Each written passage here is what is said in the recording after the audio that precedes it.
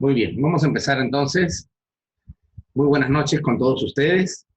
El día de hoy tenemos una clase, creo que es muy interesante. Espero que también capture vuestro interés. Les pido desde ya que por favor tengan una Biblia a la mano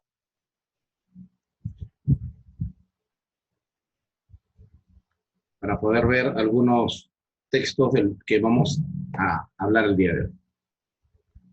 Ok, entonces empezamos sin más para que nos dé el tiempo. El día de hoy vamos a ver Yahvé, creador del bien y del mal.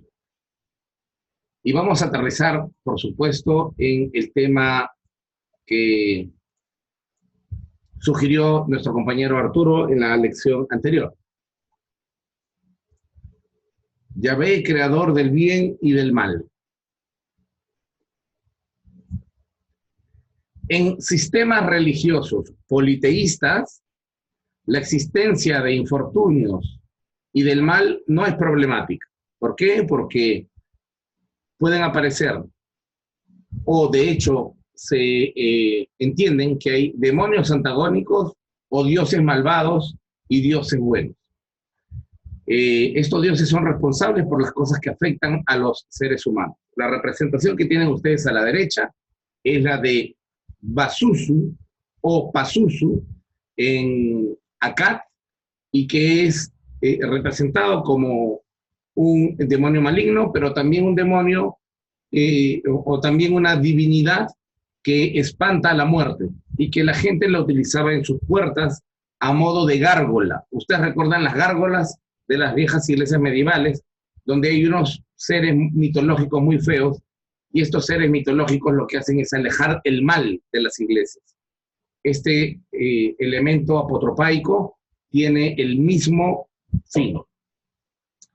El problema surge en los sistemas centrados en un solo Dios, como el que el judaísmo quiere implantar. Esto se puede observar en la versión bíblica del diluvio. En aquellas narraciones, abre Génesis 6, en las narraciones mesopotámicas existen dos tipos diferentes de dioses. Aquellos que deciden exterminar a la humanidad, hablo del relato original del diluvio, y aquellos dioses que son amistosos o bondadosos, que advierten a Utnapishtim sobre el mal que va a llegar.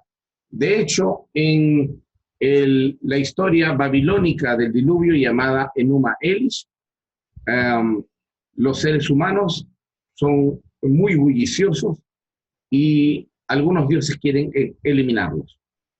Y entonces hay otros dioses que sí son bondadosos y le informan de la catástrofe inminente a Utnapishtim y le dicen que otros dioses van a destruir la humanidad. Entonces Utnapishtim lo que hace es hacer una embarcación, mete animales con él, etcétera. La historia ustedes ya más o menos la conocen por la Biblia. Y finalmente Utnapishtim sobrevive, él y su familia. Utnapishtim, debido al regalo de los dioses, se vuelve un ser inmortal, que luego sería consultado por Gilgamesh acerca de la muerte de Enkidu, su mejor amigo, y le va a decir: tú que tienes la clave de la vida eterna, por el regalo de los dioses, ayúdame a revivir a mi amigo y pareja Enkidu. Ok, esto en la Biblia tiene otra historia que tratan de cuadrar de alguna manera, un tanto accidentada, dicho sea de paso.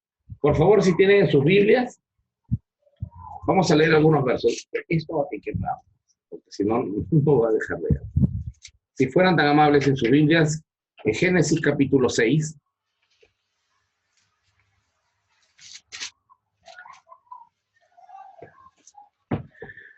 leímos así, 6:9 en adelante. Estos son los descendientes de Noaj. Noaj era un hombre justo y perfecto entre los hombres de su tiempo. Con los dioses caminó Noaj. Creo que habíamos visto en esta clase que esa era la correcta traducción, o no, o la vimos o lo hicimos en otra clase. Bueno, la correcta traducción de este texto, no me voy a detener a esto, lo podemos ver luego al final de la clase si gustan. El texto dice así literalmente: con los dioses caminó Noé. No dice con Dios, sino con los dioses. Bien, entonces, ¿Con quién caminó Dios? ¿Con quién caminó Noé? Con los dioses. Luego, este tema que está en plural, lógicamente, dice en el versículo 11, la tierra se corrompió delante de Dios, o de los dioses, como quieran llamar. Y estaba la tierra llena de violencia. 12, y miró Dios la tierra. Y vio Dios que estaba corrompida, porque toda carne se había corrompido su camino. Versículo 13, dijo Dios a Noé, he decidido el fin de todo ser, porque la tierra está llena de violencia a causa de ellos. ¿Vale? Estamos todos ahí, ¿verdad? Ya, ahora vamos a saltar hasta el 22. 6:22. Noé lo hizo así. Es decir, todo lo que le había dicho Dios o los dioses. Noé lo hizo así. Todo lo hizo conforme a lo que Dios había mandado. Listo. Hasta este momento, nosotros tenemos que quien quiere hacer la matanza o el genocidio es Dios o los dioses. ¿Vale? El tema de cómo lo traducimos en este momento es irrelevante. Pero es Dios. Ok. Ahora saltamos al 7, versículo 16. Bueno, ya entran al arca y todo eso. Y en el 16 dice, entraron pues con Noé, perdón, 15. Entraron pues con Noé en el arca de 2 en 2, todo ser que había vida. 16. Los que entraron eran macho y hembra de cada especie, como lo había mandado Dios. Y Yahvé le cerró la puerta. Por tanto, quien cierra la puerta no es el que quiere matar. Quien cierra la puerta es otro Dios en este relato. Ahora les explico cuál es el problema que tienen aquí. Sí, todos lo ven, ¿verdad? Todos tenemos lo mismo, estamos más o menos en las mismas Biblias. Ahora, el problema aquí en este relato es interesante, porque este relato tiene un origen politeísta. Y el relato que tenemos en Génesis, que es la fusión de dos relatos, uno que intenta ser monoteísta y pro Yahvé, y el otro que está arraigado todavía a su antecesor y originario relato babilónico. En estos dos textos no hay un solo Dios, al menos en el último que acabamos de leer. Dios está dispuesto, o los dioses están dispuestos a terminar y a poner fin con toda vida. Pero hay alguien que salva a Noé, y ese alguien que lo mete en el arca y cierra la puerta no es el mismo que va a hacer la destrucción, es Yahvé. Ok. Entonces aquí tenemos el intento de cómo hacer que Yahvé no parezca malo. Ese es el fin de esto. O sea, Yahvé no mata, Yahvé no destruye. Quien está destruyendo eran esos dioses. E intentan de alguna manera cuadrar la idea de que Yahvé no es el que destruye, de hecho Yahvé es el que salva.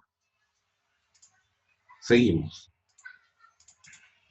Aquí tenemos los versos contrastados, el de Génesis 6:13 y 7:13, que los acabamos de leer, no los vuelvo a leer porque ya lo hicimos. Ahora, en el segundo Isaías, pueden buscar Isaías 45:5, lo tengo también en la pizarra, dice así: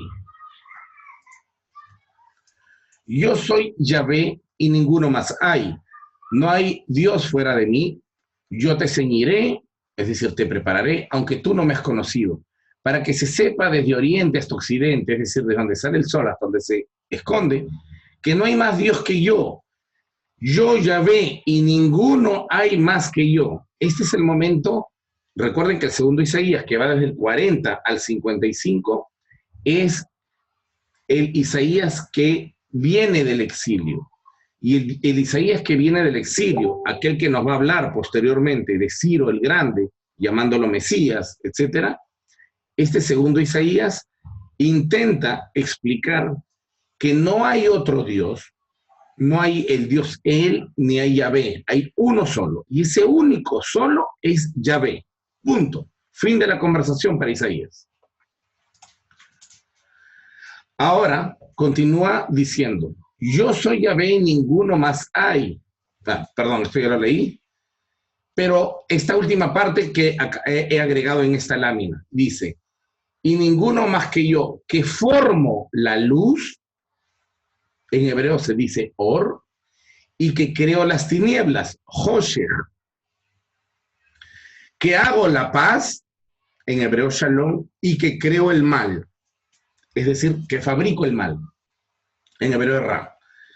Yo, Yahvé, soy el que hago todo. Por tanto, para la visión de este caballero, que es el segundo Isaías, Dios es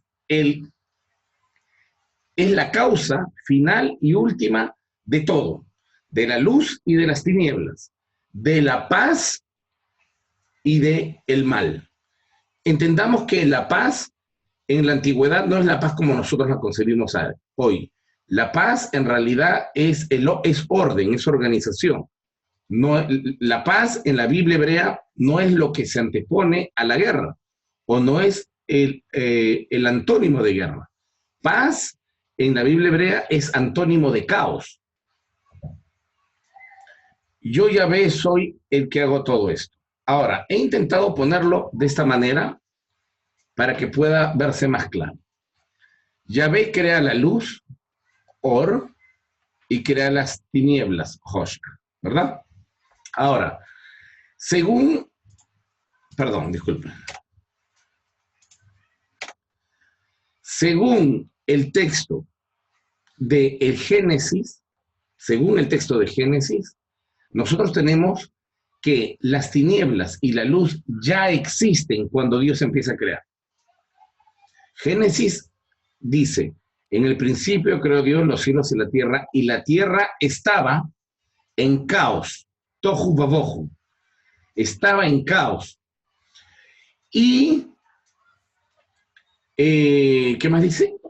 Y un viento de Dios aleteaba sobre la superficie de las aguas. Bien. Entonces, aquí nosotros tenemos, y el siguiente texto. Dice, sea la luz y fuera luz. No, antes, el segundo, vuelvo a leer un poco. La tierra estaba desordenada y vacía. Las tinieblas estaban sobre la faz del abismo. Ok, entonces, Dios no ha empezado su proceso creativo aún, pero ya hay una luz y hay tinieblas. En este caso particular, las tinieblas existen previa a que Dios empiece un proceso creativo. El proceso creativo que Dios hace, en primer lugar, está en un caos, y ese caos está en tinieblas. Pero para el autor de Isaías, las tinieblas ni siquiera existían. Este texto más bien está discutiendo con el texto de Génesis. Es la contraposición del texto de Génesis. Entonces, según esta concepción de Isaías, ¿de dónde se origina o dónde viene el mal? El paralelo con la creación de la luz y las tinieblas sugiere un significado general. Yahvé es responsable también por el mal o por el caos en el mundo. Shalom equivale a orden y Ra equivale al caos. Permíteme.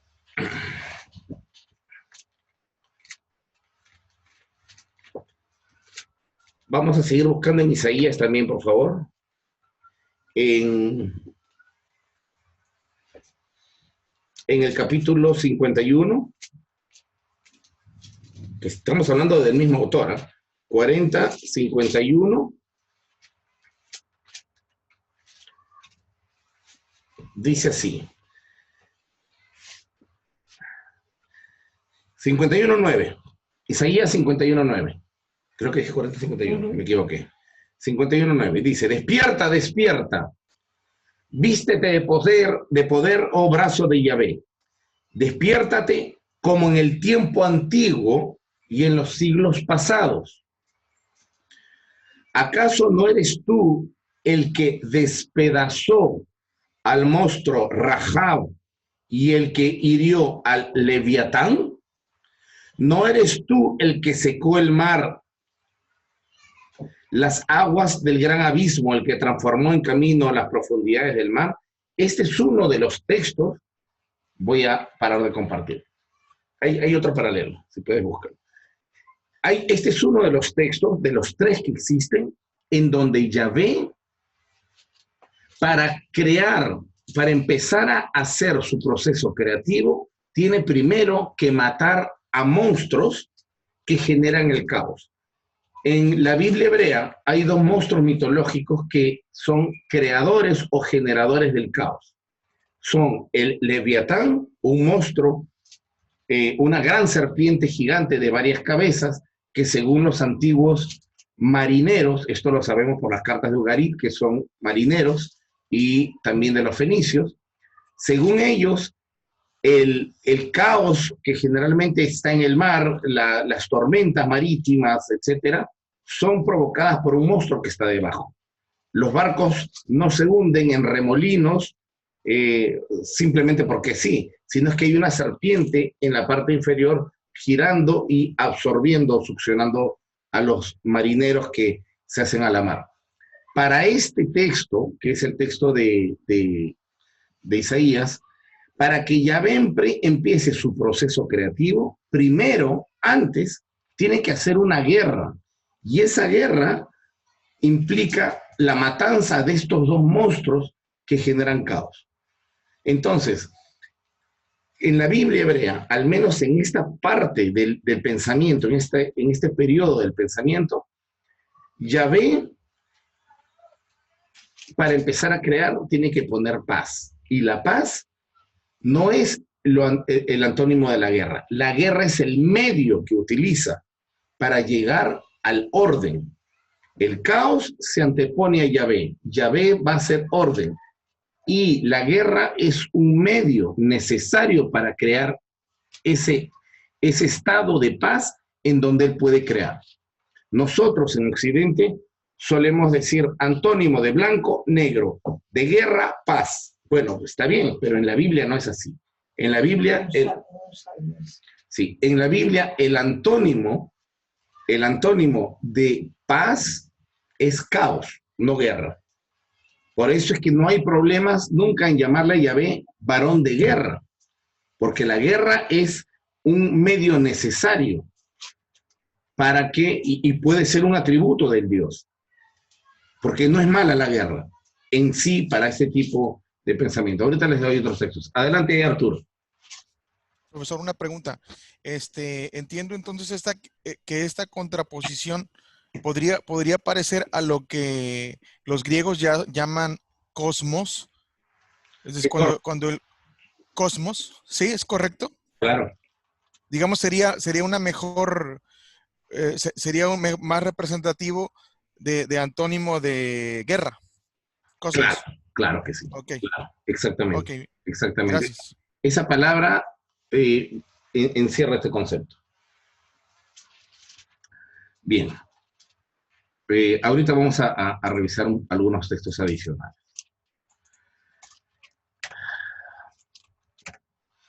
Vamos a leer el libro de Job, por favor, en el capítulo 2, versículo 10. Acá hay otro texto antes de pasar a Job, por favor. El Salmo 74, sí, 74, 13. El Salmo 74, 13. ¿Alguien lo podría leer, por favor? Quien lo tenga primero puede abrir su micrófono y leerlo. 13 y 14.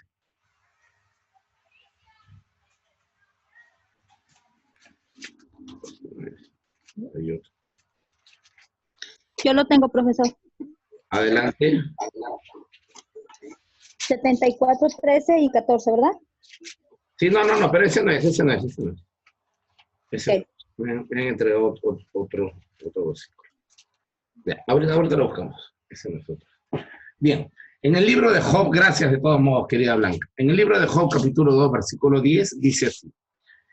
Y Job le dijo a su esposa, como suele hablar una mujer cualquiera, o una mujer tonta, has hablado. ¿Qué? ¿Acaso recibiremos solamente de Dios el bien y no recibiremos de él el mal? Por tanto, este pensamiento está sintonizado con el pensamiento que acabamos de leer, en donde Yahvé es creador del bien y del mal. Este pensamiento se intentó implantar por un tiempo en Israel, pero no prosperó, como veremos ahora en breve. Estos dos textos, Job e Isaías, muestran el intento de hacer responsable a Yahvé de ser el creador del bien, pero también del mal.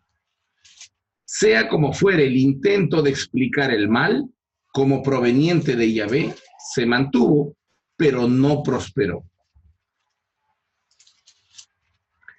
En el periodo persa, esto va a tener un desarrollo muy particular. De acuerdo a algunos autores, como los que están citados, la raíz bará, que aparece en Isaías 45, que en realidad no es crear, ahorita les digo cómo es una invención teológica del segundo Isaías, quien necesitó un verbo específico para la creación divina. Quisiera mostrarles el siguiente libro. Quisiera mostrarles el siguiente libro. Se llama Diccionario Etimológico del Hebreo Bíblico.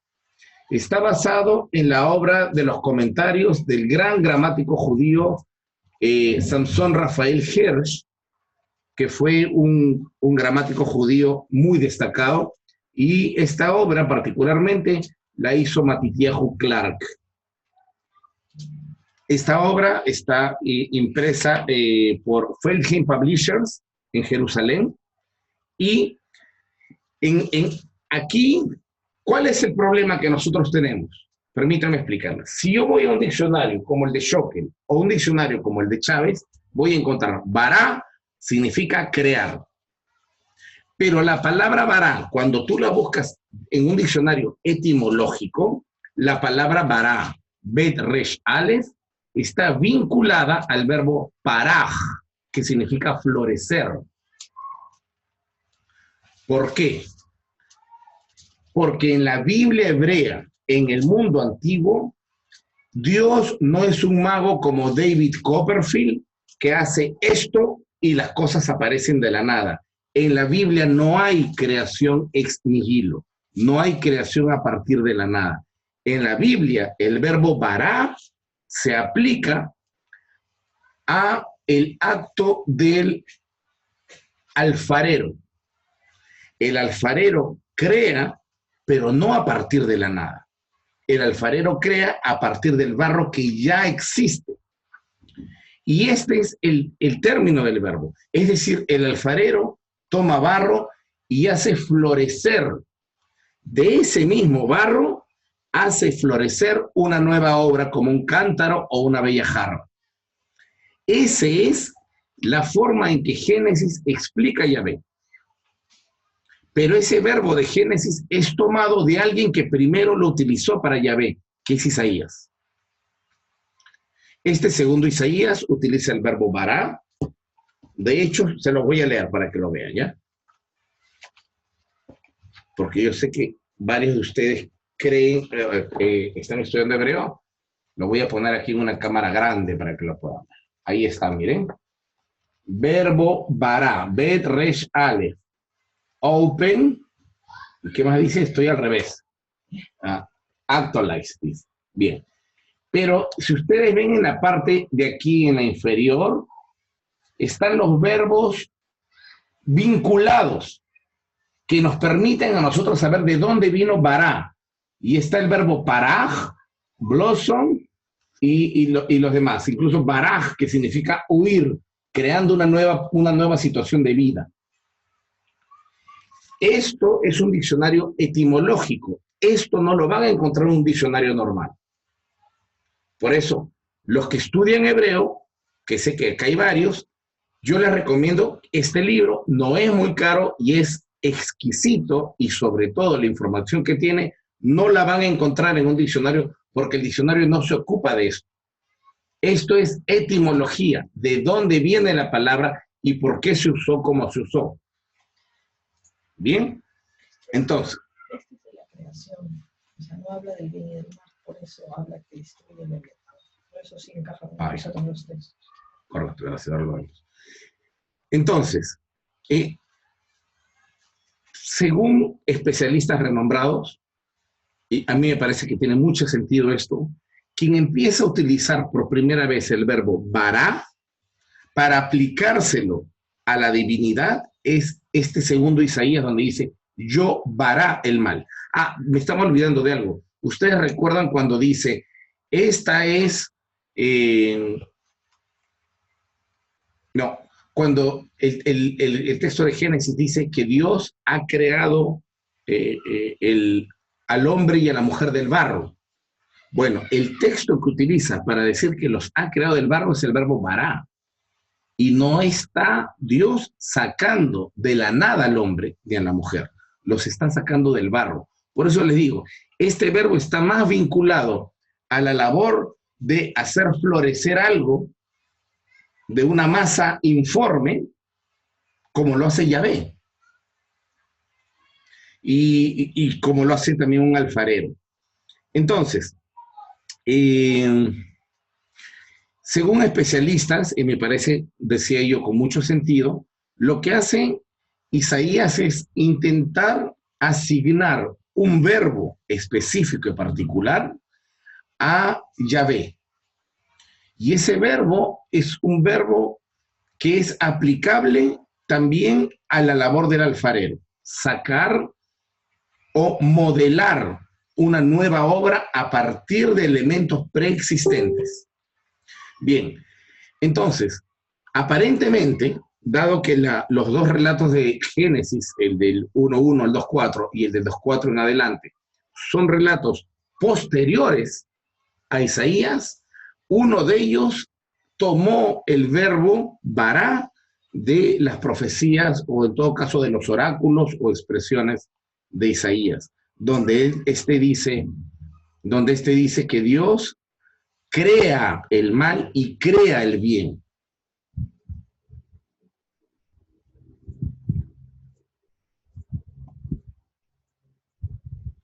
En este caso se tiene que entender que la narración sacerdotal, es decir, de Génesis 1, tomó una reacción polémica a la de Isaías. De acuerdo a este relato, cuando Dios crea el cielo y la tierra, Él empieza con la creación de la luz, pero la oscuridad ya existe.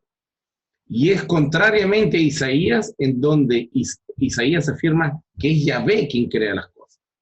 Es decir, acá hay una discusión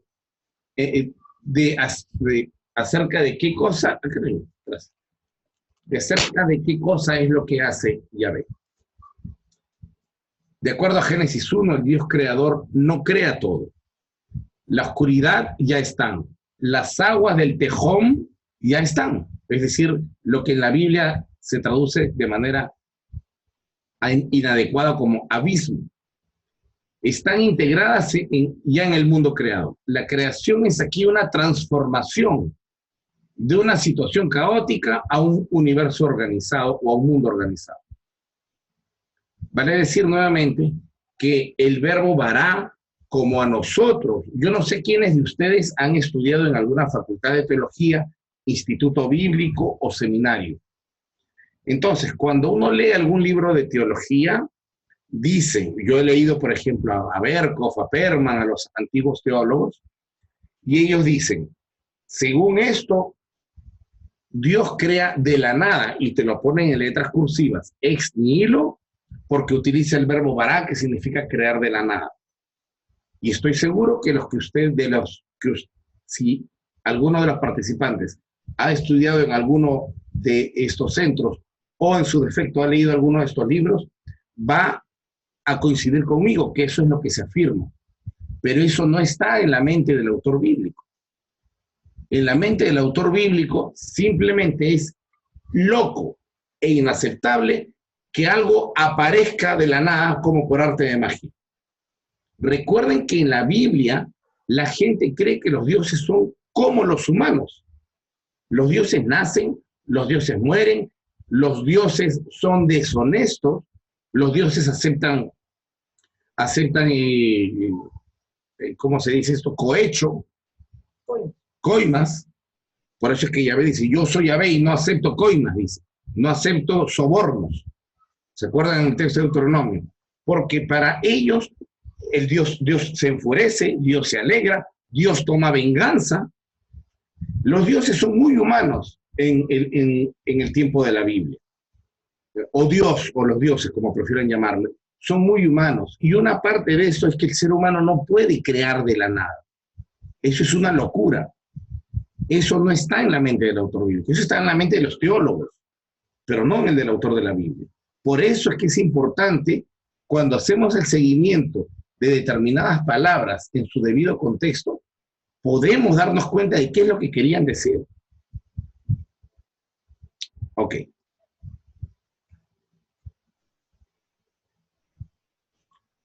¿Tienes alguna pregunta, Arturo? ¿O comentario? Sí, un comentario. Quiero leer una nota de la Biblia de Jerusalén, ¿verdad? Pero una de las más antiguas, no de la nueva. A ver, vamos, dale. Dice, hablando del verbo vará, dice, no debe introducirse aquí la noción metafísica de creación ex nihilo. Ahí está. Que no quedará formulada antes de 2 Macabeos 7:28. Y bueno, es una nota. Fantástico, fantástico. Muchísimas gracias. Ahí tienen. Yo no he leído esa Biblia, pero esa Biblia está en lo correcto. Ahora, quiero dejarles sentado que la Biblia de Jerusalén no es una traducción cualquiera. La Biblia de Jerusalén es producida en la École Biblique, en la Escuela de Arqueología Bíblica de Jerusalén. No es una traducción hecha en alguna editorial cualquiera. Los participantes de la traducción llamada Biblia de Jerusalén son monjes o sacerdotes, no sé cuál es el nombre adecuado, dominicos, que son biblistas y arqueólogos que viven en Jerusalén. Por tanto, para ellos es claro, pues. Por eso es que lo que está leyendo Arturo coincide con lo que nosotros estamos viendo ahora.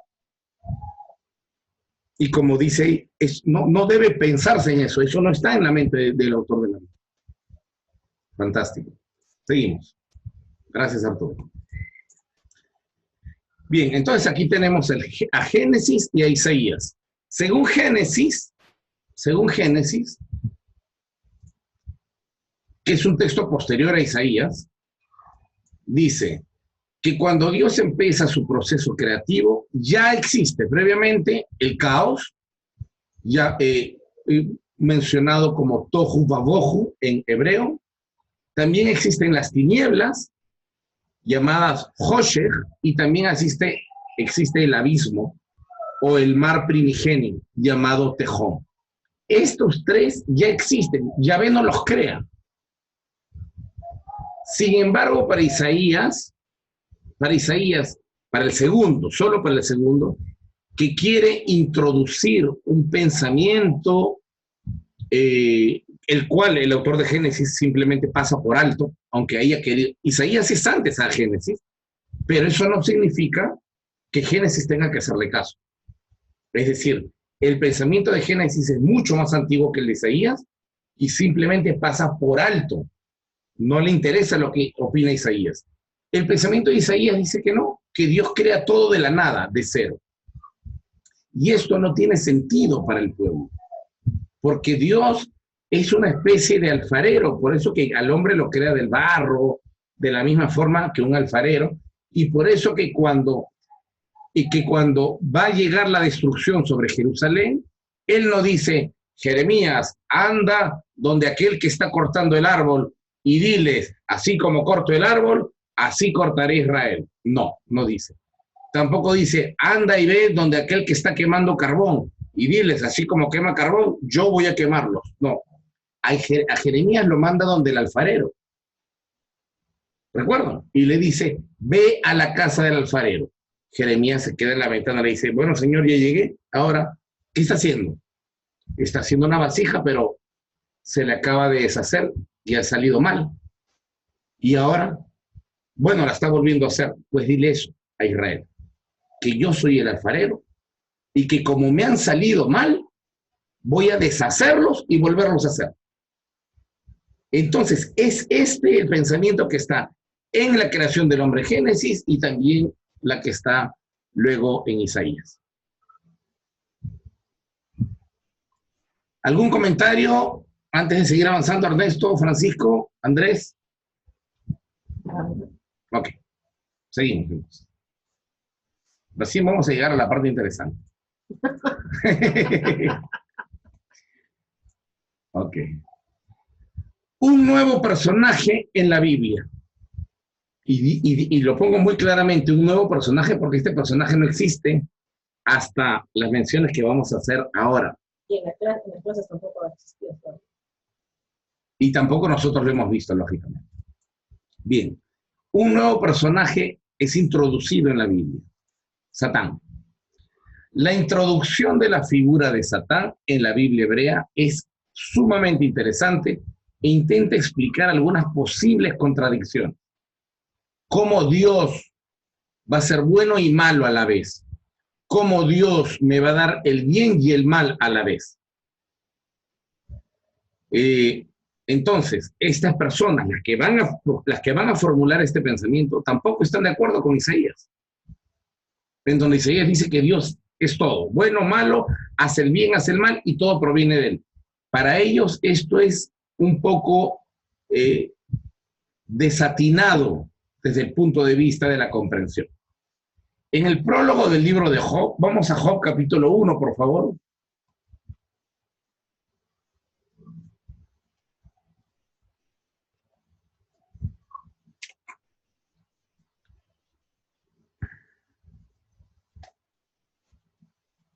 Job capítulo 1. No olviden, les recomiendo este libro. Es bueno, no es demasiado grueso, unas 300 páginas, pero es una joya, es oro puro. Sobre todo para los que están estudiando hebreo es indispensable. ¿En Amazon lo compró, profesor? Sí, sí, querido, en Amazon. Ah, bueno, ok.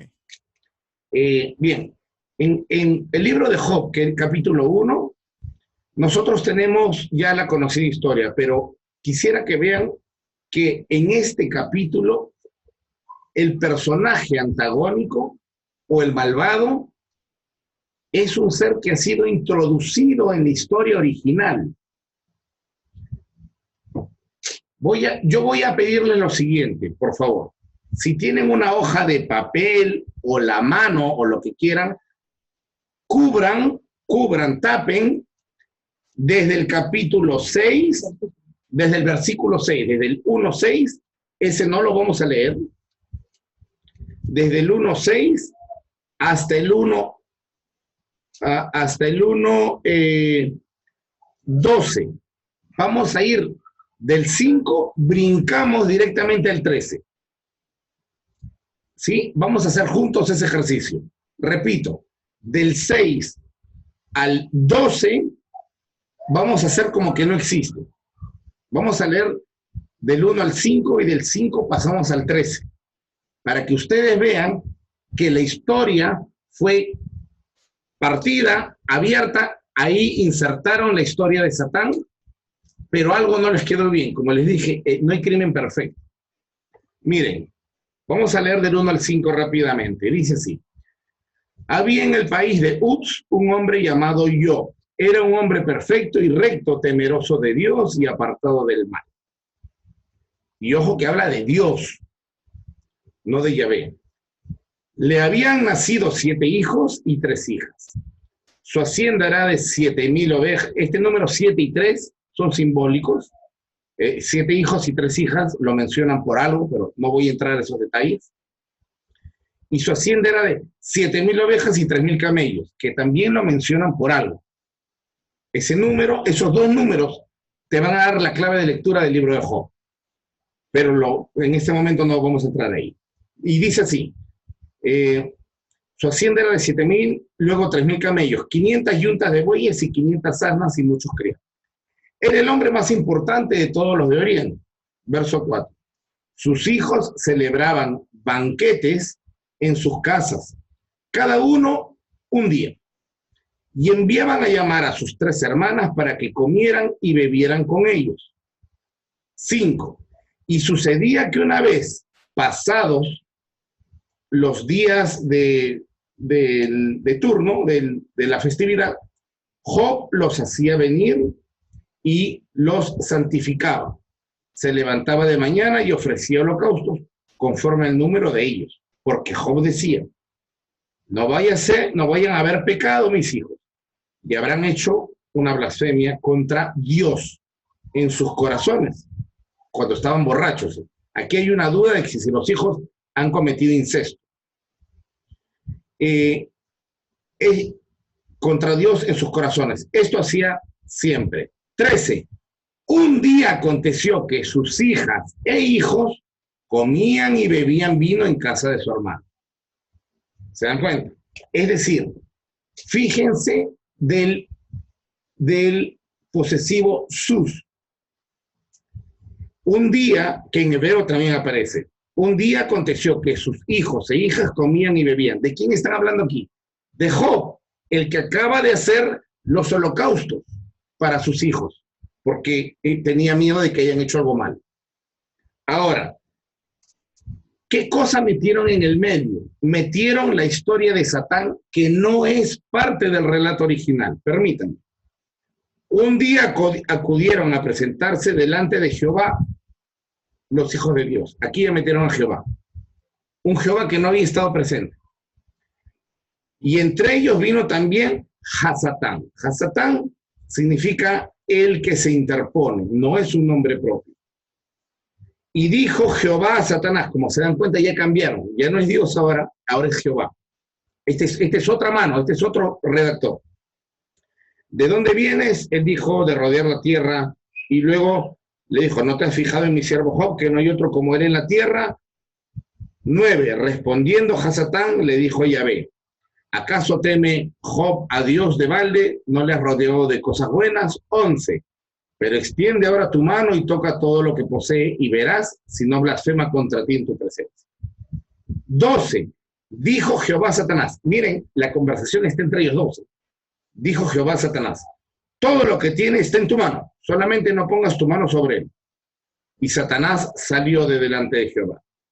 Y luego viene la parte que habíamos visto. Un día aconteció que sus hijos e hijas comían. Esto ya no tiene sentido, porque no están hablando de Job, están hablando, si nosotros nos referimos al texto como ha llegado a nosotros post-edición, ese 13 ya perdió el sentido. Pero si tú mentalmente le quitas lo que han insertado, en donde se nota claramente que el estilo no es el mismo, porque aquí se habla de Jehová, mientras en el otro se habla de Dios. Y además, porque al final de decir, y Job hacía holocausto por sus hijos, por si no haya un pecado, y luego dice, y sus hijos, y entonces continúa. Es decir, si le quitamos del 6 al 12, el texto no se hace problemas. De hecho, fluye en cuanto a la idea y el desarrollo del pensamiento y del relato. El exabrupto, el bache, el problema lo hace esa inserción, pero esa inserción tuvo un motivo de por qué lo pusieron. Pero eso ha sido un agregado. A ver, hacemos una pausa hasta aquí, por si hay alguna duda de mis hermanos. Antes de continuar, profesor, una pregunta. Tengo entendido, no me consta porque no conozco el texto, pero tengo entendido, por escuchar a un profesor de literatura mesopotámica, que hay un texto mesopotámico que es el paralelo del Job bíblico. Paralelo más antiguo. No, claro, eso es lo que yo diría, que el de Job es el al revés. Sí. Al revés, pero sí, mucho más antiguo. Sí. Por supuesto, se llama Ludwig Belnemeki. Y es muy semejante. A ver, ya, es interesante tu pregunta. Yo iba a terminar con eso, pero creo que es el momento de meterlo. Miren, hay un texto acadio, es decir, del año más o menos 2500 antes de nuestra era, antes de Cristo, 2000 por ahí, que es la época de los acadios, entre 2000 y 2500. Hay un texto acadio que se ha encontrado en 5 tablillas, más o menos 42 líneas, que se llama, o que se conoce como Ludlul Bel Nemeki, que significa las alabanzas al al Señor o el reconocimiento a Dios.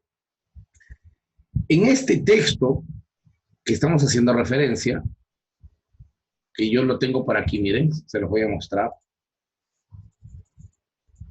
Ahí está. En este texto que nosotros estamos viendo en la diapositiva,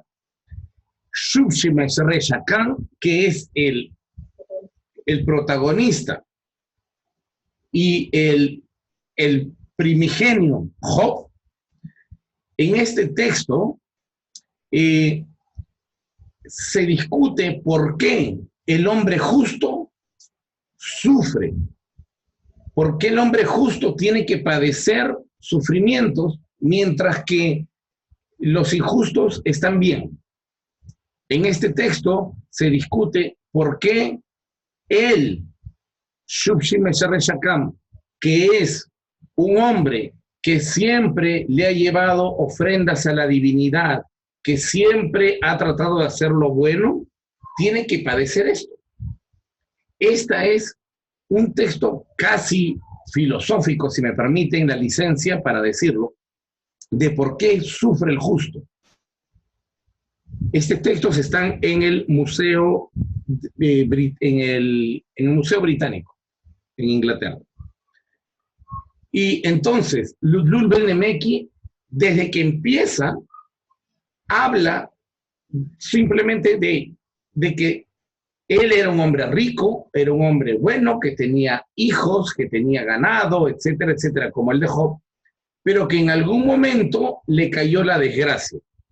Desgracia en todo tipo de aspectos, y él empieza a discutir prácticamente con los dioses, pero llega un momento en que él se da cuenta, porque él dice, de repente yo estoy haciendo algo bueno a mis ojos, pero que es malo a los dioses. Entonces, él se plantea esa pregunta, y a partir de esa pregunta se empieza a desarrollar los temas. Entonces, al final él se da cuenta que a pesar de que él estaba sufriendo, él debería agradecer. Y por eso se llama Ludlul Ben-Nemeki, porque igual va a agradecer al Señor de la sabiduría, porque Dios sabe qué es lo que está haciendo. Entonces, finalmente, lo que lo restituye a él a su posición, nuevamente, de hombre de dinero, adinerado, y que los dioses le vuelven a dar todo nuevamente, lo que lo restituye es una acción, y es alabar a Dios a pesar de su dolor. Reconocer a Dios. Eso es lo que a él lo reivindica. Esto ha sido también igual el libro de Job. El libro de Job no tenía un Satán de por medio. El libro de Job empieza a narrar que el hombre era rico y que él se preocupaba de que sus hijos no cometan actos indebidos o de pecado, de lujuria, y entonces ofrecía a los dioses. Y luego viene la historia, y entonces sus hijos, estando ahí, mueren. Y empieza el sufrimiento de él. Se mueren sus ovejas, se mueren sus camellos, se muere él, se mueren todos, él se enferma, y empieza la eterna discusión de por qué sufre el justo. ¿Ya? Y al final es restituido, y no es restituido porque Satanás dijo, bueno, ok, ya lo voy a soltar. De hecho, Satanás solo aparece en esa perícopa pequeñita que insertaron. No vuelve a aparecer en la Biblia, al menos no en Job, no vuelve a aparecer más. Y esa es otra evidencia de que esa porción pequeña fue insertada en el versos 6 al 12. Y entonces, este Ludlul Ben-Nemeki es la base textual y la base narrativa sobre la que se construye Job. Job es del año 400 aproximadamente antes de nuestra era. No es como algunos investigadores o autores suponían hace varias décadas atrás y decían que Job era el libro más antiguo. Me imagino que ustedes también deben haber leído esa información. Yo crecí con esa información también hace 2 décadas atrás, cuando era estudiante. No, el libro de Job, mediante el análisis interno, te dice que el texto es del siglo IV, o siglo III incluso, antes de Cristo. Y no es el más antiguo como antes se pensaba. Así es que el libro de Ludlul Belnemeki fue, sin duda alguna, el precursor y la base literaria sobre el cual se construye Job. Y una vez que el texto ya está construido, ¿verdad? Han venido y le han metido, han insertado esos versículos que vimos. Ahora, quiero decirles una cosa. Yo digo que es del siglo III o IV antes de Cristo, según la edición que nos llegó, porque las palabras utilizadas y algunos de los contenidos hablan de la realidad del siglo IV antes de Cristo. Pero es probable que dentro del acervo cultural judío el texto haya sido más antiguo y la copia que nos llegó a nosotros, actualizada, recurría a los elementos sociales del siglo IV. Eso también es justo decirlo. Es posible que haya sido del siglo V, VI, VII o VIII antes de Cristo, pero no tenemos evidencia. La única evidencia que tenemos es que el texto, como nos llegó, es del siglo III o IV. Pudo haber tenido una base o una edición anterior, por supuesto pudo haber habido, pero no tenemos la evidencia. Podemos asumir que sí hubo y que era un relato popular, porque este problema del sufrimiento del justo pasa en todos lados, sucede. Entonces podemos suponer, especular, inferir que existía antes, pero la evidencia lingüística y además la evidencia de la crítica del contenido de este libro nos dice que al menos en la versión que la tenemos hoy, en hebreo, es del siglo III o IV antes de Cristo. Antes no. Profesor. Ernesto, adelante, buenas noches. En la Biblia Peregrino dice que en el año 350 se concluyeron los libros Malaquías, Job, Joel, Salmos, Jonás, Esdras, Nehemías y Tobías, en el año 350 antes de la era común. Es la fecha que estamos dando nosotros. ¿Qué Biblia es? La del Peregrino, ya ve que trae mucha información, está muy buena, que usted nos recomendó. Ese shocker, ¿ves? Claro. Y eso es por el análisis, pues, ¿no? Es por el análisis que les digo. Antes, hace décadas, me imagino ustedes también, mis queridos hermanos, habrán leído o habrán oído que decían que era el libro más antiguo, ¿no? Del año 1000 o años así, pero no, al menos no en la edición que tenemos. A ver, ¿quién más desea hablar? Díganme algo. Para descansar mi voz. No me digan que a nadie se le genera dudas, porque no les voy a creer, ¿eh? A ver, Francisco. Sí, por lo que noto aquí ya se refiere a Satanás como un personaje espiritual, como si fuera un ángel, a diferencia en otros libros que habla como cuando ven a David, ¿verdad? Como un Satán, ¿verdad? No como un personaje espiritual, sino como algo más tangible. A ver. Más específico, ¿verdad? A ver, vamos a desarrollar la idea, Francisco. Mira, Isaías, el segundo, más o menos en el siglo V, después del exilio, V, IV, qué sé yo, propone, pero no tiene mucho impacto en la sociedad, sobre todo en la religión, propone que Yahvé es el origen último de todo, del bien y del mal. ¿Bien? Perfecto. Ahora, el libro de Job, de alguna manera, si le quitamos el inserto último, el de Satán, se lo quitamos, el libro de Job también dice más o menos eso. Es decir, yo voy a recibir de Dios el bien y el mal, vaya.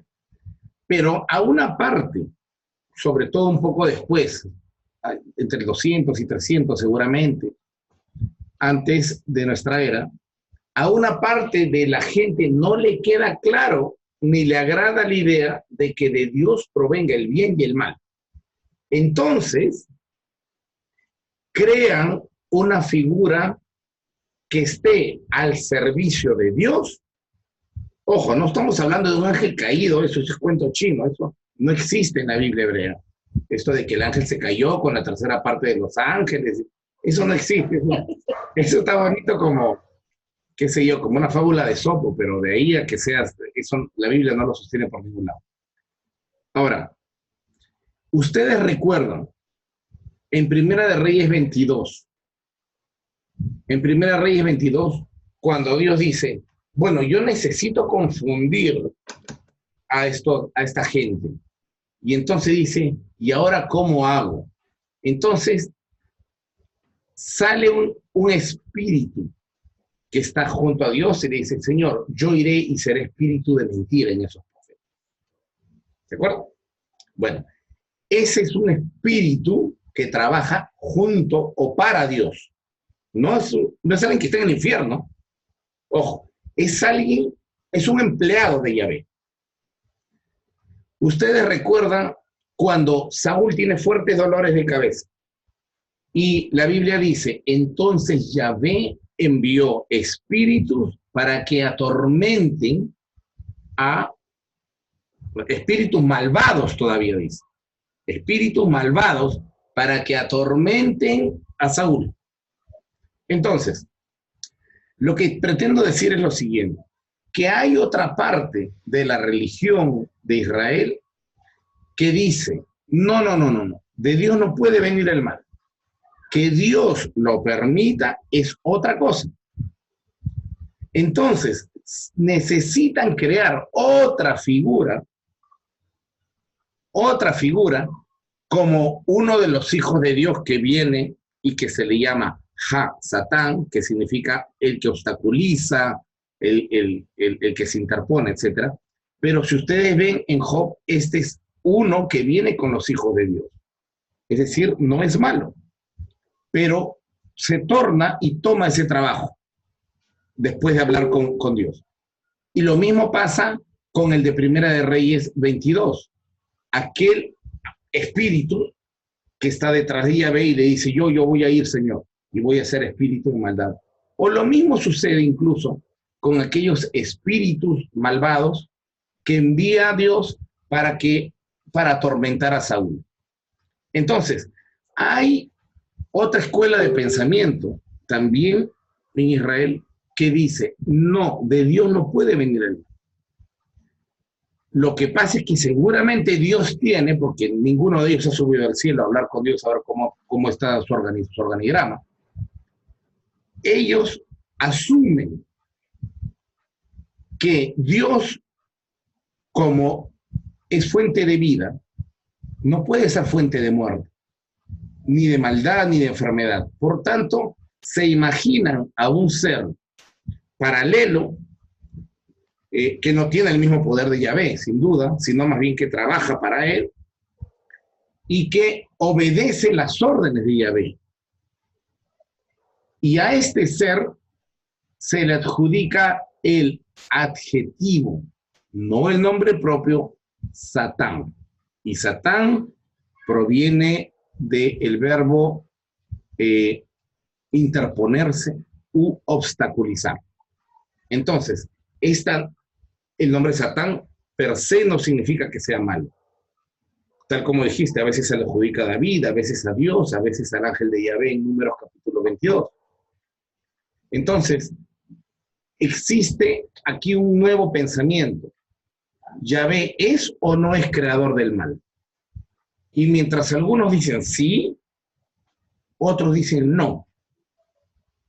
Finalmente, ¿cuál es la idea que se preserva o al menos que toma más fuerza? La segunda, en donde Yahvé tiene a su disposición algunos tipos de seres que trabajan para bien o trabajan para mal. Y esa es la idea de la angelología, producto del impacto con la religión persa que se desarrolla en Israel después del año 400, 300 a.C. Pasaría más tiempo para que el judaísmo diga que Yahvé ni siquiera tiene ángeles. Pero eso ya es historia post-bíblica. Arturo, Sí, adelante. gracias, gracias.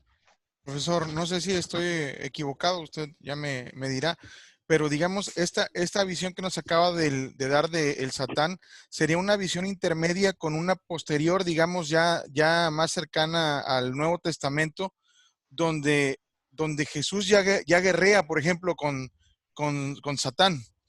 Ya se le tiene que oponer. En cambio, en esta otra visión, el Dios no se opone a Satán, sino que le dice, le deja hacerlo le da la orden de que haga o le permite que haga las cosas. No está opuesto al Satán. Digamos, sería entonces esta una visión intermedia que no fue la que finalmente digamos, aceptaron la mayoría de la religión oficial, tanto judía como cristiana, digamos ya de la época helenística o grecorromana incluso. Sí, yo creo que es, sí, en efecto, un estadio intermedio de la evolución del pensamiento, de dónde viene el mal, porque aquí el problema es de dónde viene. La gran incógnita de esto es de dónde viene el mal. Porque si tú me dices que hay un solo Dios, entonces tiene que venir de él, pues. Si eres monoteísta, porque el cristianismo, ¿qué sucede? Y ahorita voy a la pregunta de Arturo para no irnos. El monoteísta, el cristiano dice, yo soy monoteísta. Pero en realidad no es monoteísta. Porque creer en un Dios, tres en uno, y además creer que hay un ser con una agenda particular y propia, antagónica a la de Dios, y que su reino es del mal y está compitiendo por las almas con el Dios bueno, eso significa que tienes dos dioses, uno bueno y uno malo. Al menos, porque si le suman los tres acá, tienes cuatro. Entonces, claro, una cosa es declararse verbalmente, soy monoteísta, pero de ahí a la praxis de tu teología es otra cosa. Entonces, me permití esta previa, querido Arturo, para poder entrar a la pregunta. En efecto, cuando había gente que decía, bueno, vamos a volvernos monoteístas, entonces ahí tienes un problema. El monoteísmo tiene un problema serio, y el monoteísmo es, entonces tú tienes que asumir que si hay un solo ser en todo el universo, y ese ser es el único, entonces de él también tiene que venir el mal. Eso es lo que ellos piensan. Yo no estoy haciendo acá la pregunta filosófica actual, ¿no? Ni que me digan lo que piensan ustedes, no. Estamos intentando ver lo que piensa el hombre antiguo a la hora de escribir. Entonces, ellos tienen que reflexionar sobre esto. Total, ¿es Dios fuente de bien y mal o no? Algunos dicen, claro, pues, como Isaías. Otros dicen, no, no puede ser. No puede haber maldad en un ser divino y bondadoso, creador de la vida. Entonces, si no puede haber maldad, es necesario crear a otro. Pero este otro trabaja para Dios bajo su supervisión como si fuera su jefe. Y esta sería la visión intermedia a la cual hace referencia Arturo. Y luego, evidentemente, ya tendremos un desarrollo posterior influenciada por el fuerte helenismo que experimenta el judaísmo. Y también por los persas, ¿no? Y por los persas también, sí. Entonces, este fuerte influencia del helenismo hace que una parte del judaísmo de la época de Jesús crea legítima y sinceramente para ellos que sí existe un ser negativo que está en oposición a la divinidad. Pero hay otra parte que no, incluso en la época del Nuevo Testamento. Hay otra parte que dice claramente, como Santiago, como en algún momento Pablo o el mismo Jesús, que el bien y el mal vienen del corazón del hombre. Y que en última instancia el bien y el mal coexisten, diría Pablo. ¿Cómo puedo hacer? Si quiero hacer el bien, pero también quiero hacer el mal. Es decir, coexisten en mí. O Jesús cuando se le acerca a Pedro y le dice, Señor, por favor, no vayas a morir, que te necesitamos con vida. Jesús le dice, apártate de mí, Satán, no seas obstáculo. Entonces, la expresión de Jesús en cuanto a ese evento es que cualquier persona puede ser un Satán. Pero también tenemos los otros pensamientos, en donde Satán sí es un espíritu malvado que está rondándote y buscándote hacer algo, etcétera, etcétera, pero que este último pensamiento, que es un ser independiente, malvado, con una agenda propia, con su propio ejército, con sus propias, etcétera, que incluso le llaman el Dios de este mundo, y así es el Dios de este mundo, entonces tu Dios no vale más. ¿Sí o no? O sea, o hay un Dios para todo el universo, o entonces ¿cómo va a ser esto? Entonces hay otro pensamiento. Recordemos que en la Biblia los pensamientos y las ideas no son monolíticas ni son singulares. Hay personas que piensan una cosa como los fariseos y saduceos. Unos dicen, no hay resurrección, otros dicen, sí hay resurrección. Es decir, hay a veces más de dos puntos de vista en la Biblia. No esperemos que en un pueblo tan complicado como el pueblo judío haya un solo punto de vista. Eso es casi imposible de encontrar. Profesor, Sí, Blanquita, adelante. incluso ahorita que lo estoy escuchando sobre el libro de Job. El libro de Job es el que más citan los de la corriente reformada, los calvinistas, que ellos creen en la predestinación. Ajá. Ellos creen que así que como Dios creó el bien, también creó el mal. No sé si tenga idea de lo que ellos manejan, lo que es la predestinación. Y también ayer en un grupo de religión, una señora que parece que es gnóstica por como comenta, ella comentaba que Dios Padre es la luz. Y le comenté sobre el texto de Isaías, donde dice que Dios crea la luz y las tinieblas. Y le dije yo, si dice ese texto, ¿cómo Dios se va a creer al mismo? Ajá. Porque Isaías lo dice así. Más ahora que lo estaba escuchando, estaba poniendo atención, donde dice que antes ya existía la luz. Y yo había dejado este texto en el Génesis, no lo había analizado y lo estoy tomando en cuenta ahorita lo que está diciendo. Entonces vemos las corrientes, como dice usted, tanto por la parte judía como en la parte cristiana, cómo agarran los textos para crear una doctrina. Claro. Sí, tiene razón. Y miren, nosotros deberíamos tener claro que la Biblia tiene de un solo tema, 2 o hasta 3 puntos de vista. Pasa con la escatología. Tienes la escatología de Pablo en Tesalonicenses, tienes la escatología de Apocalipsis y tienes la escatología de los evangelios. Las tres son distintas. ¿Cómo va a ser el final de los tiempos? Depende a quién leas. Depende a quién leas, ese es lo que va a ser el final de los tiempos. Y seguro que no va a pasar ninguno de las tres, pero bueno, cada uno de los tres tiene su punto de vista. La resurrección tiene su punto de vista. El mal tiene su punto de vista. No hay un punto, no hay, la Biblia me dice, la Biblia dice en estos textos esto, pero en otros textos piensan otra cosa, porque la Biblia no la escribió uno solo, la escriben, ustedes saben eso. Y por tanto, pero aquí, más allá de eso, el tema es que hay un problema gordo, y el problema gordo es ¿de dónde sale el mal para ellos? La respuesta es, hay más de una respuesta. Para uno, de Dios, ya que Dios es uno y único, singular, absoluto. ¿Sí? Entonces de él tiene que venir todo, bien y mal. Para otros no. Donde hay bien no puede cohabitar ni coexistir el mal. Entonces necesitamos a alguien que haga ese daño. Al fin y al cabo, y es un tema, me parece todavía abierto, porque las mismas dramas pasamos hoy. Uno dice, yo soy una buena persona, no le hago daño a nadie, ayudo a los pobres, ayudo a las ancianitas a cruzar la calle, qué sé yo. ¿Y por qué a veces me va mal?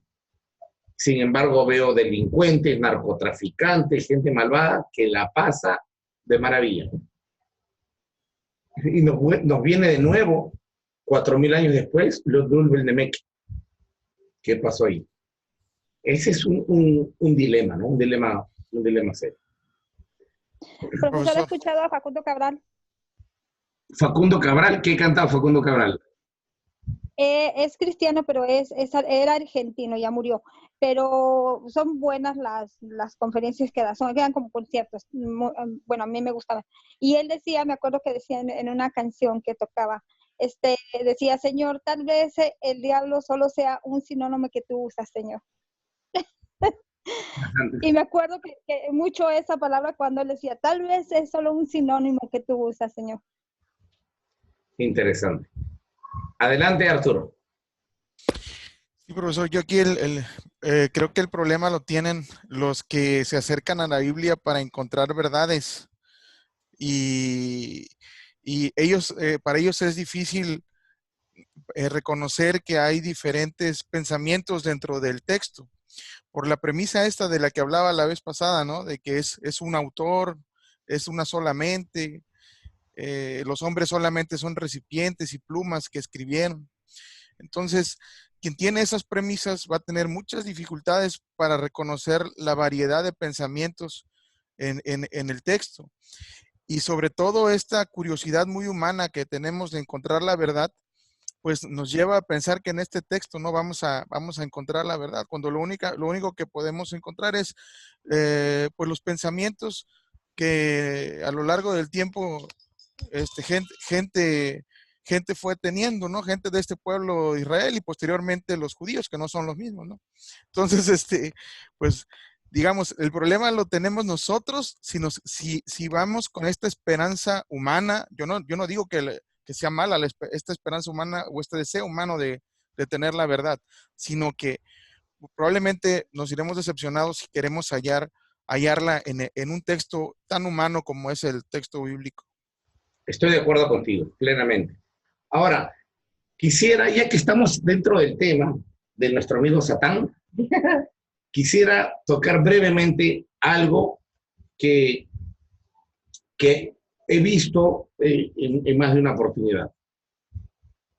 Hay cierta idea bastante disparatada, casi hollywoodense, de que, y dicen esto, se arman la historia completa, es fantástica la capacidad de invención de ciertos teólogos. Dicen que un día Dios está en el cielo con sus ángeles. En eso, por algún asunto del destino, su segundo al mando, ¿no? Su virrey, le empieza a agarrar envidia de Dios y él también quiere reinar, claro, basados en Ezequiel y Isaías, que lo interpretaron pésimamente mal. Y entonces ellos también quieren reinar, él, y entonces empieza a tramar un plan a espaldas de Dios. Claro, para esto Dios no se da cuenta, dicen ellos. Entonces empiezan a tramar un plan y empiezan a convencer al ejército de Dios, de los cuales todos no hacen caso, solo la tercera parte. Entonces, a último minuto, antes de que hagan golpe de estado al cielo, Dios se da cuenta y los manda a todos al infierno. Y ese es el origen de Satanás y sus secuaces, dicen ellos. Hay películas de esto que yo le he visto en internet, les contaré. Bueno, pues nada de eso es cierto. Nada de eso es cierto. No hay. Esto, ¿saben de dónde sale? De una paupérrima y pobrísima interpretación de Isaías y Ezequiel. De los textos donde dice, y tú, oh querubín, creen que están hablando de un querubín, ya, este tiene que estar con Dios.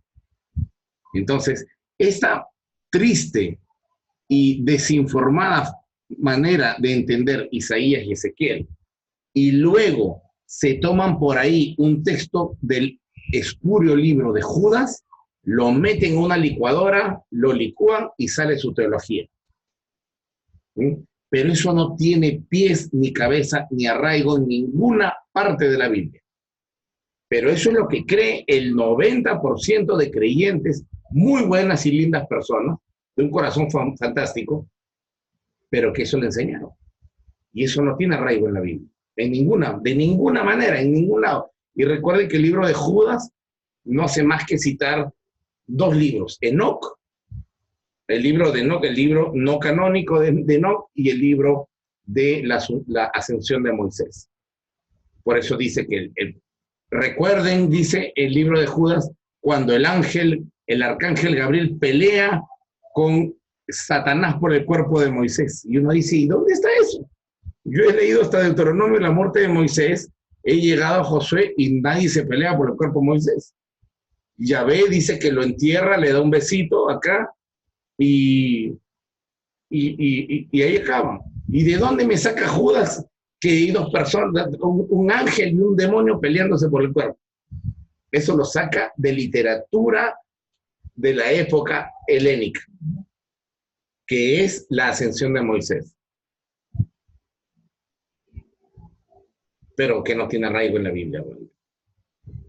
Así que si alguno de ustedes tenía pensado eso, no le pido que me crea, le pido que reformule, que investigue y que vuelva a reformular si las bases de lo que han estado creyendo es correcta.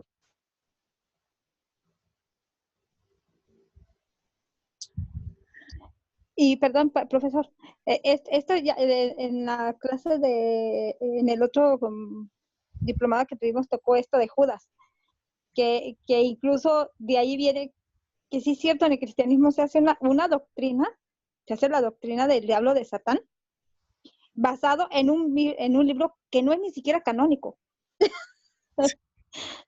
Sí, no es canónico. Entonces, y de ahí es donde defienden la postura de que el infierno es de Satán.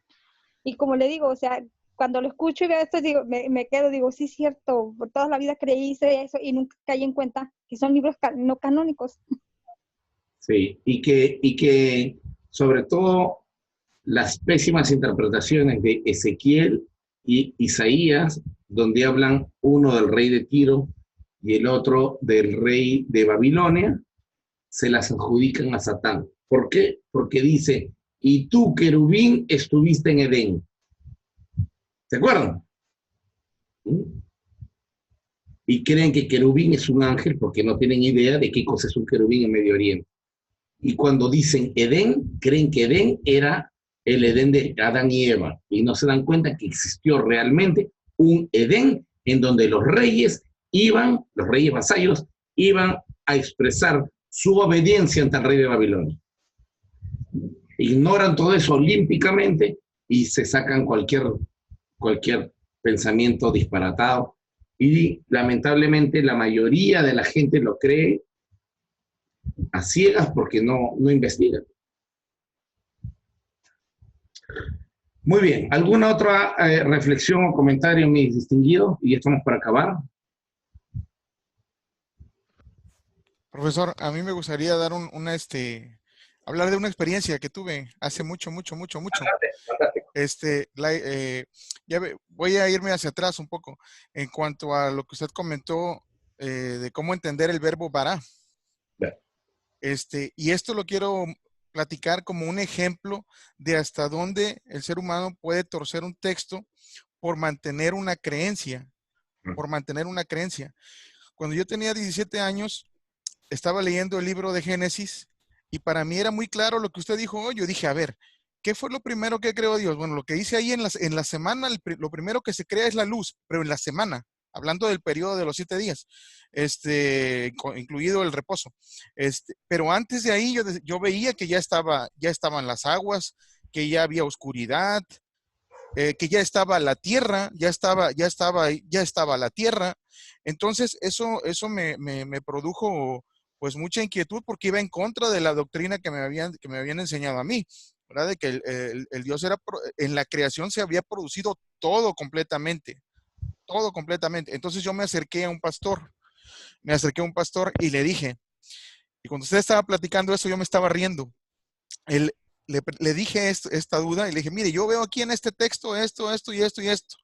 Y me dijo, lo que revela ese texto es que hubo 2 momentos de creación, me dijo.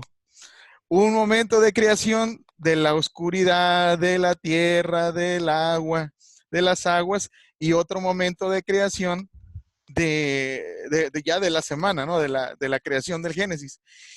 ¿Cómo llega a esa conclusión? Pues obvio, manteniendo la premisa de que el Dios es de la creación de la nada, ¿no? De la creación de Dios, de la totalidad de las cosas. Entonces tiene que haber dos momentos de creación. Pero eso es un ejemplo de cómo se puede torcer el sentido del texto, el sentido natural del texto, por mantener una premisa teológica. Sí, sí, sí, absolutamente cierto, Arturo. Y me has hecho acordar otro, ahora es mi turno, es mi turno de contar una anécdota. Mira, un día se me acerca un estudiante y me dice, profesor, a ver, la verdad, pues me dice, dígame una cosa, ¿qué pasó entre Génesis 1.1 y Génesis 1.2? ¿Cómo que qué pasó? Le digo. Porque claro, miren, acá dice, Dios creó el cielo y la tierra, y luego dice, la tierra estaba desordenada y vacía. Entonces, lo que sale de Dios tiene que ser orden, porque nuestro Dios es un Dios de orden, me dice. Entonces, no puede haber venido de Dios algo desordenado y vacío. Tiene que haber habido algo que lo desordenó, ¿verdad? Bueno, a ver, prosigue, le digo, quiero saber cuál es tu punto. Y me dice, bueno, a mí lo que me han enseñado en la iglesia, me dice, es que en Génesis 1.1 Dios creó todo lindo, hermoso. Pero entre Génesis 1.1 y Génesis 1.2, allí se reveló Satán. Allí se reveló Satán y sus huestes. Entonces, como hicieron una guerra contra Dios, todo quedó desordenado y vacío. Sí. Oye, yo dije, qué fantástico, ahorita deberían escribir un libro a lo Harry Potter, una cosa así. Y entonces ya quedó pues desordenado. Entonces, eso es lo que ha pasado entre el 1.1 y el 1.2, ¿verdad? Y yo le dije, ¿y de dónde sacas todo eso? Bueno, es lo que me han enseñado. Bueno, no era momento de enseñarle, simplemente dije un par de cosas y me retiré. Pero precisamente quiero subrayar lo que dijo nuestro compañero Arturo. Se inventan cosas para hacer cuadrar su teología particular en algún versículo. No hay nada entre 1 y 1 y 2. Eso es por no entender, reitero, el contexto social, sobre todo cultural, mental, de aquella época. El texto no habla de una creación de la nada. Y por tanto, Dios, como buen alfarero, viene y toma una masa informe o sin forma, una masa rara, y empieza a trabajar sobre ella como un alfarero. Esa es la visión de Génesis, porque ellos viven con alfareros. Sencillo. Dice, Jehová es mi pastor. ¿Por qué? Porque viven con pastores. No va a decir, Jehová es el hacker, porque no conocen qué es un hacker. Tienen que usar elementos que ellos conocen. Y lo lógico es que utilicen al alfarero, como los ejemplos que di, al pastor, etc. Y el hecho de que las ideas del mundo antiguo sean desconocidas para pastores o para maestros de escuela dominical, sabática o de seminarios, es un tremendo problema, porque ya al no saber la respuesta, te empiezan a enseñar lo que ellos creen que debió haber pasado. Y no te enseñan lo que la Biblia dice acerca del pensamiento del escritor. Y entonces nos hacemos problemas enormes. Sí. No. Aquí estoy con mi esposa y quiere decir unas palabras. A ver, venimos acá. Primero, buenas noches con todos. Solamente una pequeña reflexión, ¿no? Primero, realmente, y eso se lo he dicho a César ya varias veces, este es un curso que realmente no está dirigido a todo el mundo y eso se nota. Realmente hay que tener un nivel de preparación previa para poder afrontar este curso con una madurez que creo que todos ustedes la están demostrando y la verdad que los felicito, no es fácil. Todos hemos pasado por procesos para poder entender. Segundo, qué importante entender que la construcción del texto es una construcción por capas, es una construcción en donde aprender o entender este proceso de evolución del monoteísmo, como es el nombre del curso, no pasa por leer grandes capítulos, sino que hay que desmenuzar, ¿no? Y ahí el manejo del hebreo, el manejo del arameo, son los que les van a dar las bases para quienes quieran realmente profundizar eso, ¿no? Yo vivo fascinada con esos pequeños pedacitos, ¿no? Que el profesor Thomas Romer habla de esas inserciones y que ahora se está manejando ahora en la teoría de los estudios, ¿no? Bíblicos. Y creo que con eso hay que quedarse, ¿no? Y lo último, nuevamente, hay dos momentos, ¿no? El texto se escribe diciendo que la historia pasó en una época. No necesariamente se escribió en la época que narra la historia. Claro. ¿No? No sé si me estoy dejando entender. Y lo otro que no hay que dejar de perder de vista es por qué se escribió de la forma en que se escribió. ¿Por qué y cómo lo entendía el lector? ¿Qué tenía que recibir el lector en esa época? ¿Por qué el texto habla de un Satán cuando toda la historia no hablaba de eso? O sea, ¿por qué se puso ahí justo en esa época? ¿Y qué era lo que le quería transmitir a la sociedad de esa época? ¿Cuáles eran esas cosas alrededor, como dice el profesor, culturales, sociales, políticas, económicas que pasaban por ahí? O sea, no quedarnos en esas primeras capas, creo que es lo fantástico, creo que lo que ustedes están desarrollando en el curso, y la verdad me estoy sentando todas las clases a escucharlos, porque primero las opiniones son siempre muy valiosas, y la verdad que creo que van a llegar muy bien. Bueno, yo quisiera decirles que en verdad, sí, yo he visto, y estoy siendo bien honesto, ¿no? Yo suelo decir las cosas bien directas. Yo veo un nivel intelectual muy alto en los participantes, y veo que la capacidad de reflexión y de asimilación y de comprensión y de análisis de los temas es sensacional, literalmente. Ahora, y le solicito también, yo quisiera, no sé si será posible, porque nuestro compañero Andrés también está aquí. Andrés, Andrés es un alumno que tiene recién poco tiempo, 1 o 2 meses en Limud. Él ha venido también con algunas enseñanzas o ideas, etcétera, que también está reformulando.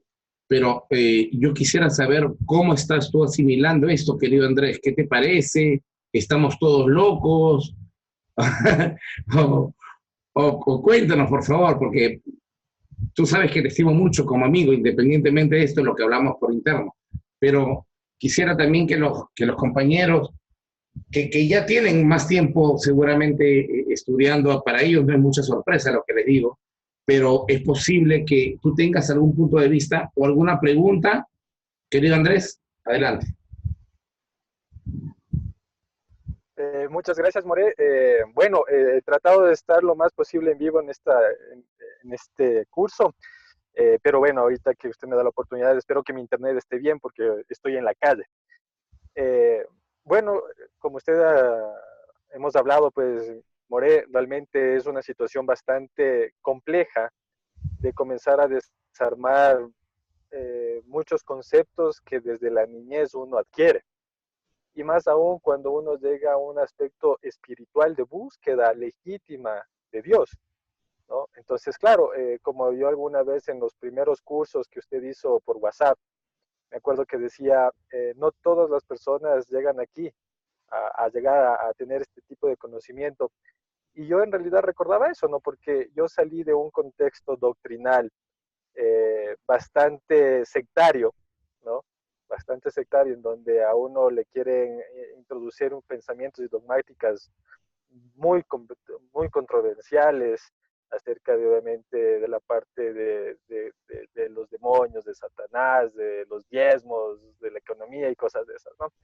Entonces yo comencé a reformular desde ahí diciendo, bueno, no veo, como decía Arturo, ¿no? Yo estoy leyendo la Biblia y en la Biblia leo una cosa y la persona que está al frente me dice otra cosa y el hermano de acá al lado me dice otra cosa. Entonces tomé la decisión de buscar y ahí fue cuando le encontré. Y claro, pues cuando yo encuentro a Limud, y en especial a usted y a su esposa, comienza a haber una controversia dentro de mi círculo social eclesiástico, en donde muchas personas comenzaron a dar ciertos criterios de valor a lo que yo estaba haciendo.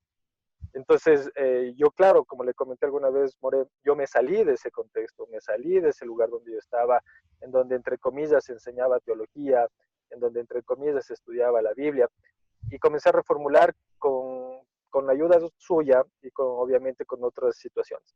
Entonces, la verdad, con todo el corazón, para mí esto es increíble.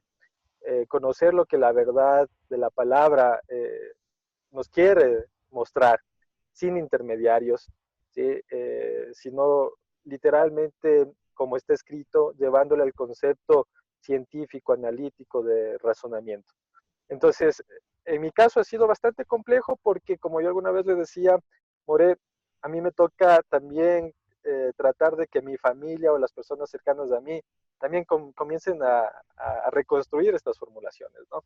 Y por eso es mi afán, más que por algún aspecto académico o porque esté estudiando alguna rama de las ciencias bíblicas universitariamente, mi afán realmente comenzó desde ahí, ¿no? De llevar la verdad a mi familia, a mis hijos y a mí personalmente, ¿no? Y claro, ha sido complejo porque yo estoy a cargo de unas enseñanzas en un grupo pequeño y he llevado muchos de sus temas tanto a mis redes sociales, he llevado a estas charlas y para eso es, ¿y este qué le pasa? ¿Por qué está diciendo esto cuando antes hablaba capaz de un infierno, capaz de una doctrina X, y ahora nos viene a hablar de que la Biblia dice esto, de que se tiene que leer la Biblia en sus idiomas originales y cosas de eso? Pero yo le agradezco mucho a usted, a su esposa, a Limud, a los compañeros. Andrés, el curso en sí, ¿lo estás comprendiendo? Claro que sí, claro que sí. La verdad me excuso mucho porque los cursos están dentro muchas veces de horarios un poco complicados por mi trabajo y por eso no interactúo mucho, ¿no? Pero como hemos conversado personalmente, More, realmente me ha servido bastantísimo, lo entiendo muy bien, me gusta seguir investigando, deseo seguir buscando más de lo que capaz estamos estudiando, topando en clases, y ese es el afán que ahora tengo, ¿no? Vale, magnífico. Gracias por tus palabras, querido Andrés. Es importante para mí poder oírles también, sobre todo, como tú dices, porque no has intervenido mucho, los demás compañeros sí. Bueno, les agradezco mucho a Arturo, Francisco, Ernesto, Blanca y Andrés por sus comentarios, por las participaciones, eh, que siempre ayudan a clarificar las lecturas de comentarios, etcétera. Siempre es muy útil. Dejamos la clase hasta aquí. Ha sido un placer, como siempre, poder verles a todos y nos vemos. Mesdrat Hashem, Dios mediante, si es que no se mete Satán de por medio. Nos vemos la próxima semana. Shalom, cuídense mucho, que la pasen chévere. Bonito fin de semana.